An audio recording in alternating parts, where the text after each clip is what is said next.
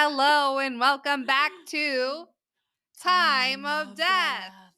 Wow. We're your hosts, Dee and Ris, And now that we've eaten something, I'm a little less cranky. and we're ready to record for the third time. Is it the third or 33rd? Who knows, but we're taking it from the top. Okay, so let's get into it. And shout out to Luminary Productions. For helping with all of this So thank you. and enduring the chaos. Yes. Including the cat attack. Meow. Okay, so this week we have our special guest, the ogress of reading. No, she's not a book aficionado. She is a prolific serial killer. So, do you know what an ogre is, Larissa? All I see is Shrek. Yes, that's absolutely accurate. One of my favorite movies. Also, have you seen the musical? I have not yet. It's delightful. It is You've on seen it? Netflix. It was on Netflix. Oh. Yeah. I gotta look into that. Yeah, the musical I highly recommend. So an ogre is a hideous giant of fairy tales and folklore that feeds on human beings. This is a lady ogre. Okay. However, she does not eat her victims. Thank God. That's good. That would have been the absolute nail in the coffin. You're going to listen to those things and be like, wow, lame. But this is Amelia Dyer. She has like 4 different names and like goes by aliases, so bear with me. So Amelia was born in 1836, so this is a throwback if there ever was.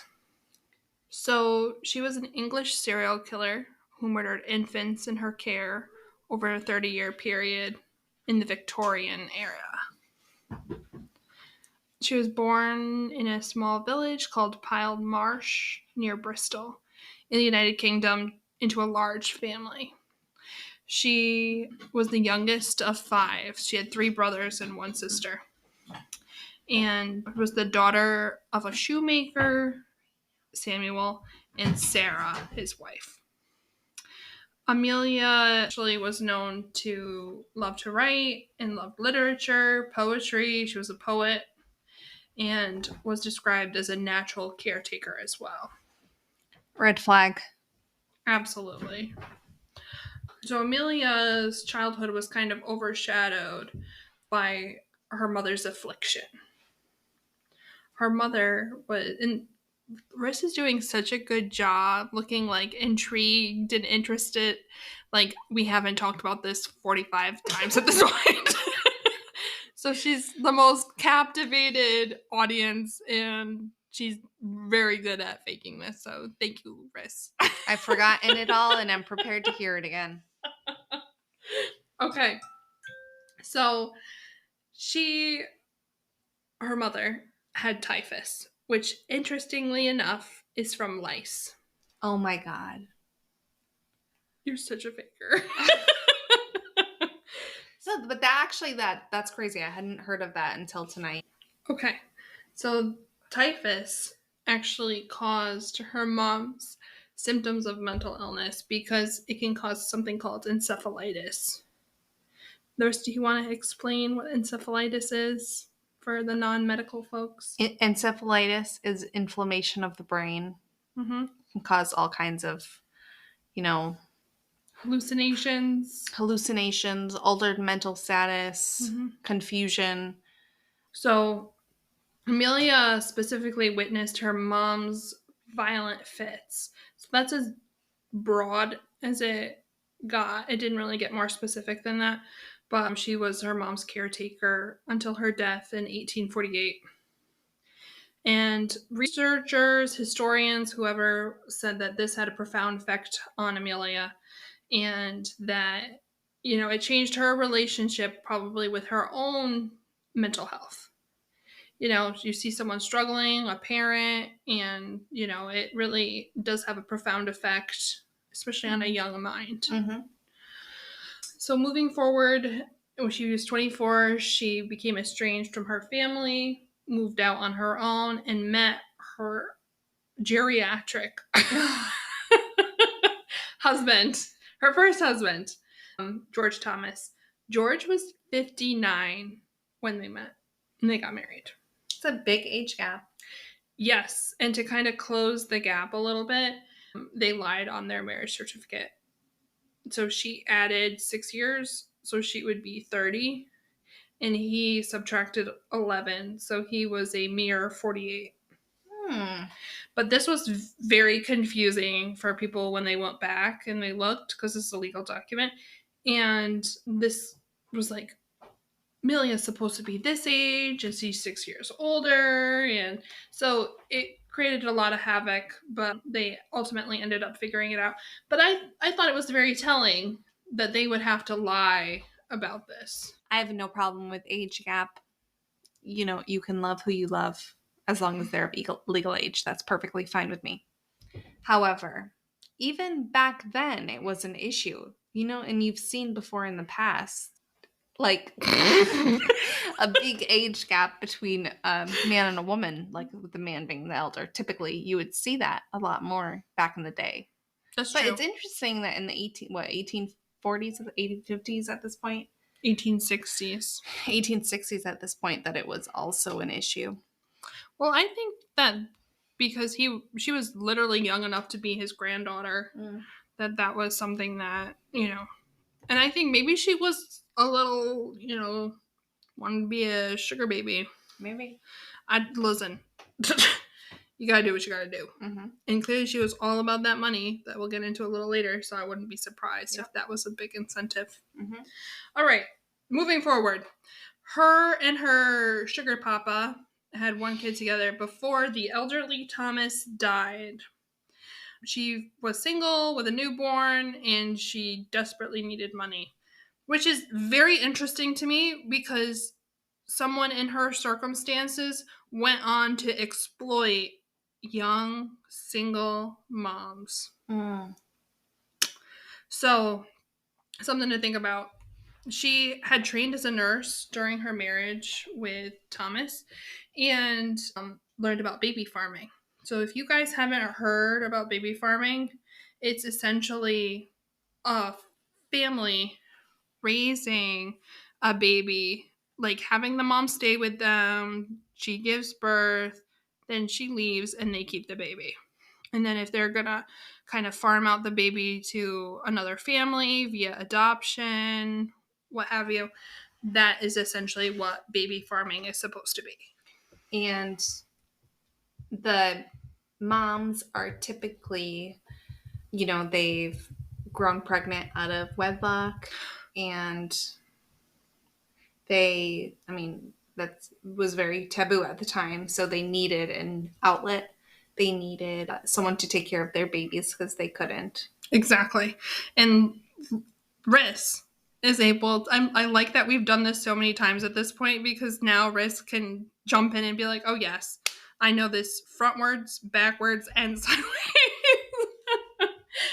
So moving on, Larissa did a great job explaining that, but I just want to provide a little more background. In 1834, the Poor Law Amendment Act really created more pressure to the situation. Not only was it a very taboo, shunned thing for these young women to be having babies outside of wedlock or outside of marriage, but this law passed said that these fathers of illegitimate kids essentially owed the moms no financial obligation. So all of the responsibility was taken off the father and put on the single mom. Exactly. Who likely had no means to take care of herself at the time. Yep. It's awful. And these parents, especially the moms, were exploited. That's what it really is. In terms of payment, because she definitely was not doing this out of the goodness of her heart, families would typically be charged £80. But a lot of these moms were destitute. They were broke. So it could be as little as 5 pounds as well. So 60 was the ideal. And typically it was a one-time payment. So basically they're finding a family for these babies. And just to go back, 80 pounds in 1896 is the equivalent of 13,000 pounds today. That means nothing to me because here I am in America. So I then converted that to dollars, and it's about $16,000. Ellen Dane was the midwife that trained Amelia. And essentially, she put Amelia onto this. Mm. So she would open her home for young moms. She had their baby, and then she would have them die of neglect or malnutrition. And she was actually forced to leave the United States. This is Ellen Amelia? Dane. Oh. Ellen, the midwife that trained her. Why? Because she got in trouble for doing this. She was doing the same thing? Yes, she trained Amelia. Oh my God. I didn't realize that she had been doing the baby farming. Yeah, that's the midwife that trained Amelia. Wow. I figured she was like, oh, Amelia, just so you know, there's baby farming where, poor moms who are single will give their babies up because they have no other way. And I thought Amelia had a light bulb in her head at that point. I didn't know that the midwife trained her to do this. She trained her and then was like, you know what? There's a better way. There's a more lucrative way. It's terrible. But she kind of is following Ellen Dane's footprints. So, again, these babies would essentially be starved and drugged under Ellen Dane's care. So, the babies would be sedated with either alcohol or opiates. There was something called Godfrey's cordial, known as Mother's Friend, which contained opium that would essentially starve the child while being drugged out state of being. They wouldn't realize they were hungry. They wouldn't cry. They would just kind of drift until death. That's crazy. It was called Mother's Friend too, because I bet a lot of parents were doing this at the time. I think it was, but Dyer took it to a different level. This was almost it's still very, very wrong and horrible and tragic, but I didn't get the sense that Ellen took any pervasive pleasure from this. Mm-hmm. I did get that vibe from Amelia. We'll get a little more into that. Mm-hmm. So what happened was Dyer's husband died. She has a baby. She needs an income. And she started taking in these expectant moms. She's advertising. She's going to take that payment. She's going to clothe the child, feed the child. And then that obviously would not be the case. She remarried in 1872. So from that time until 72, she was legit. After she married William Dyer, which is where she became Amelia Dyer, they had 2 children. Marianne, known as Polly, who will be a major player later, and William Samuel. Then she actually left her husband. And I thought that was very interesting because at that time, women did not leave their husbands. Mm-hmm. So I don't know what that was, if there was a stressor, pushed her over the edge, who knows, but she left that marriage. This was very, very rare back in the day. Mm-hmm. And was this before she started? Was this before or after she started her business? She was doing that to sustain herself when her first husband died. Mm.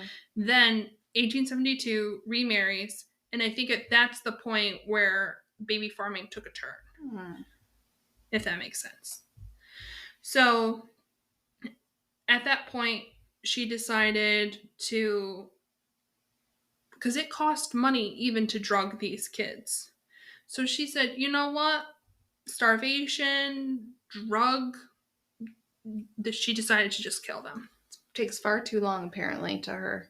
So not only were they killing the kids, so they were not following any of the. She went from, oh, I'm going to, find homes for these babies, to I'm going to kill them, but in a way that they don't realize what's going on, to this is costing too much in terms of overhead. Mm-hmm. I'm just going to kill them. Yep.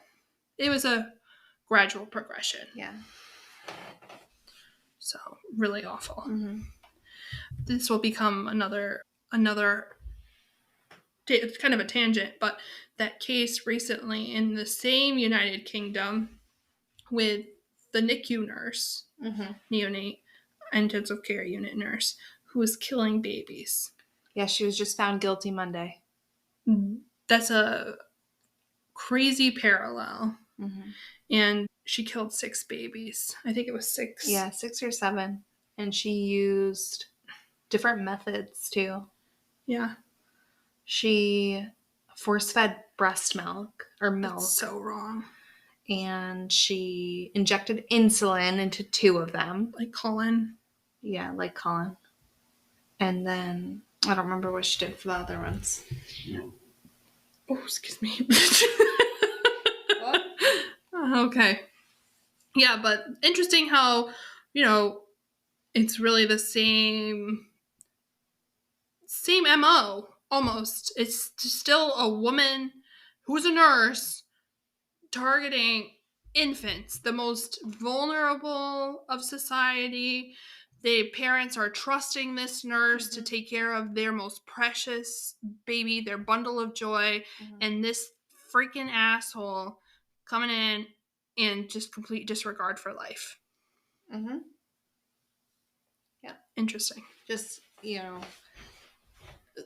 babies, the most vulnerable, innocent population, and just, stealing that chance for them to grow and develop and, live full lives, and just taking it right at the beginning. It's just horrific. It is horrific. That's a good way to describe it.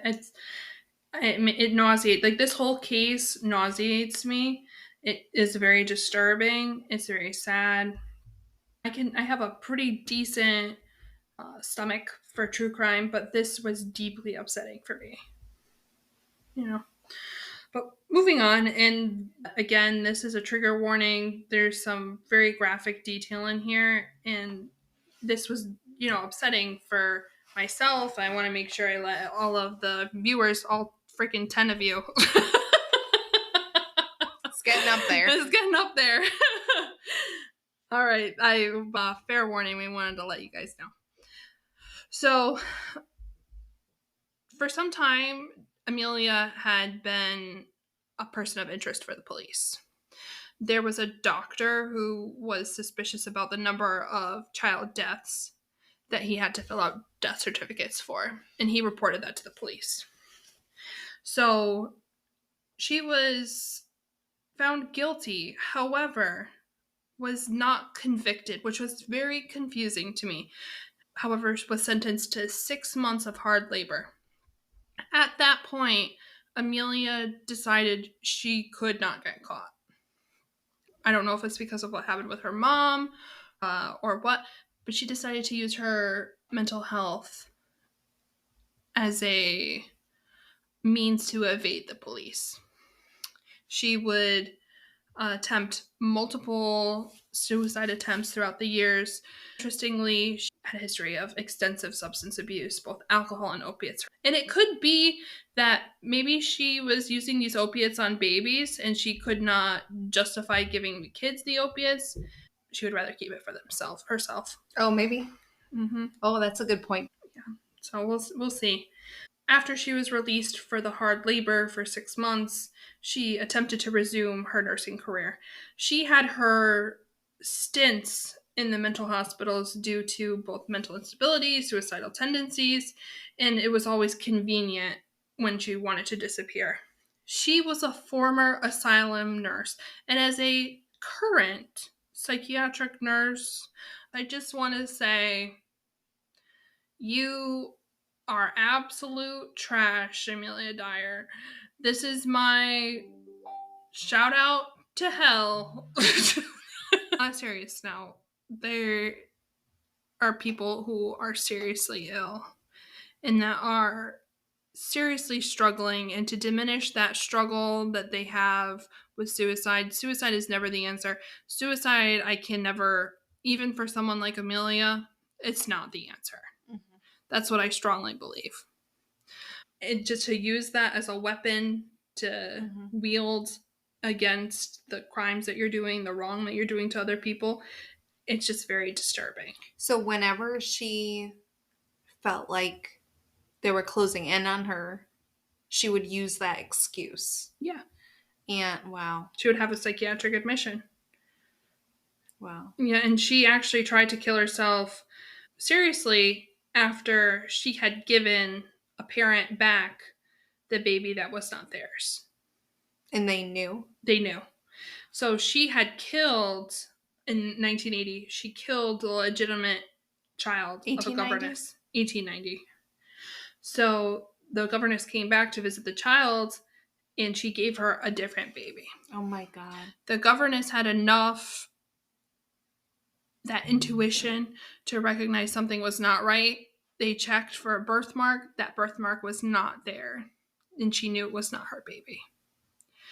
After this incident, she drank 2 bottles of Landolum, which is an opiate, and attempted to legitimately kill herself, they believe.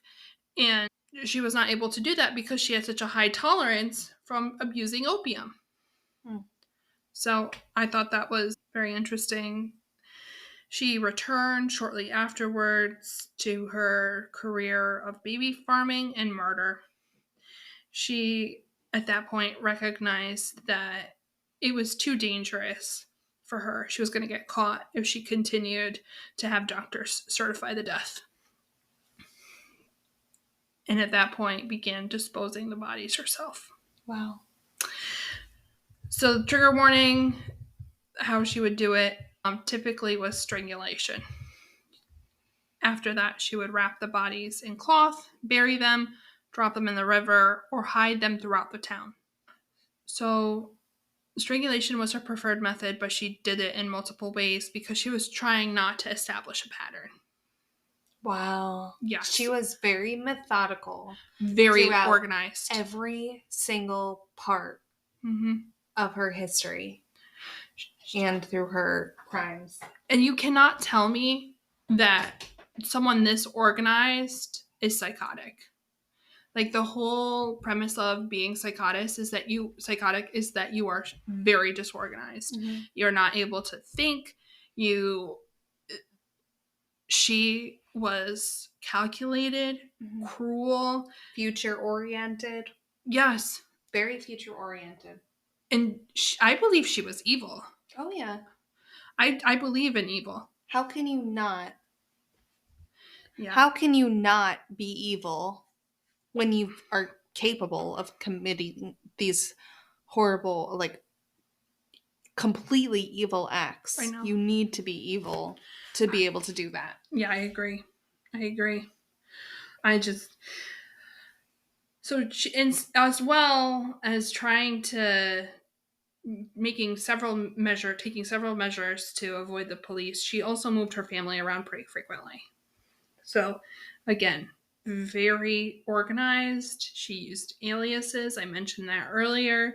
This girl has like 4 different last names. 5. Who knows? 4 or 5. Who knows? Or 6. In 1893, Dyer was discharged from her final commitment. Commitment? I don't know. I should know too. At the Somerset and Bath Lunatic Asylum.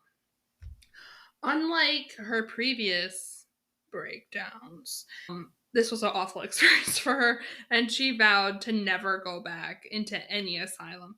But you know what? if she was truly psychotic and truly a danger to herself, she would have gone back. Mm-hmm. And again, picking, choosing, organized, methodical, using what she wants to use. She's cherry picking at this point. Yep. It just further proof that she is not actively suicidal. I mean, she did have her attempt, but besides that, most of these were a ploy for her to evade the police, to evade owning up to what she's done. And also, I think that really speaks to how lacking the mental health system was, especially at the time. Dude, it still is lacking. It still is, definitely. But especially at the time, it was Yeah. horrific. Asylum. You've seen American Horror Story. I have. And you've seen Asylum. Yeah, season 3, I think. Yep, I think you're right. But I think that, I mean, it's obviously not going to be involving aliens, but I think that there is some truth to what asylums entailed back in the day. And this is in the 1800s. Mm-hmm. That's not, such a, it'd probably be even worse, to be honest with you. Mm-hmm. So, moving on, in 1896, Evelina Marmon, who was a 25-year-old barmaid, gave birth to an illegitimate daughter named Doris. She put an ad in the Bristol Times and Mirror newspaper, and the ad read, "Wanted, respectable woman to take a young child." She, the mom of Evelina, had full intentions of taking her child back. She wanted to work and then take Doris and, And that must have been such a difficult decision for Evelina to make, too. Oh, yeah. Or for all these moms, but you're trying to do what's best for your child, and how this plays out is just tragic. Next to her ad in that same newspaper was another advertisement which read, "Married couple with no family would adopt a healthy child, nice country home. Terms, £10." And this was from a Mrs. Harding, alias AKA Amelia. Our girl Amelia. Not our girl. I do not claim Amelia. Sorry. But no. I draw the line. Can't stand her. Not our girl Amelia. No. Amelia, you are not part of this clique. So Evelina, responded to Amelia and got a reply saying, "I should be glad to have a dear baby girl, one I could bring up and call my own. We are plain, homely people in fairly good circumstances. I don't want a child for money's sake, but the company and home comfort. I and my husband are dearly fond of children. I have no child of my own. A child with me would have a good home and mother's love." This is just so manipulative, and it's so gross because she put so much thought into committing these crimes. Oh yeah, I completely agree. Even taking the ad out and saying all that, like, it's just I'm convinced that she had some kind of sick pleasure from it, and she goes on to say that. Mm-hmm. So Evelina wanted to actually pay the more affordable weekly fee for her daughter's care, which Amelia declined, saying that she needs that one-time payment upfront. Evelina was, in a very difficult situation, so she agreed, and Amelia came to collect Doris shortly afterwards. Evelina was said to be very surprised by how Amelia looked. She was very old and stocky. That's how they put it. Mm-hmm. However, she said that Amelia was affectionate towards Doris, and she handed over her daughter, clothes, and the 10 pounds. That was just a whole show for Evelina. And that's the other thing. She went above and beyond to convince this poor mom that she was like emotionally invested and, you know, she was going to go and be like a mom, be a mom. Yep. She tricked her. She did. She was very distressed afterwards. Understandably, she had given up her baby and had wrote a letter. She never got a response back. So, red flag. Yeah. And she was someone that wanted to be involved and see her get her baby back, you know? So I'm sure that was even more distressing. And you know what's worse is that Evelina probably told Amelia her plan. Like, I just want this to be short term. I just want to get some money and then I want my baby back. Yeah. And what's even worse is thinking Amelia probably like really reassured her. Mm-hmm. And you know what I mean? Like, she really like played it up and slathered it on there. Yeah, I just this is probably one of the hardest parts to hear. Amelia went back, met up with her daughter, who's 23 years old at this time, not much younger than Evelina, and found some white edging tape. I guess they used to use to make dresses. Wound it around the baby's neck and tied a knot. They said that death would not have been immediate, and Amelia later said, I used to like to watch them with the tape around their neck, but it was soon all over with them. Wow. Yeah. Both Amelia and her daughter Polly wrapped the body up. They kept some of the clothes that Evelina had packed, however, pawned the rest of it. Amelia later paid rent to the landlady and gave her a pair of child's boots for her daughter. And literally the next day, a young boy baby named Harry Simmons was given to Amelia. Wow. And they used that same tape to tie his neck and strangle him. That is just absolutely disgusting. The day after that, both of the babies' bodies were put into a bag with bricks, and she threw it into the River Thames. So, before that, she dumped the bodies on April 2nd. On March 30th, a package was retrieved from the river by a bargeman. You're wondering what a bargeman is? It's a guy in a boat. So the package that she had previously dumped before these last two babies was not weighed inadequately and was easily spotted by this man. It contained the body of a baby girl, later identified as Helena Fry. It's a very small town. In the police force, they made a big breakthrough from that package that the baby was found in. There was a label that said Temple Meads Station, Bristol. So here they are, able to identify the town that this package came from.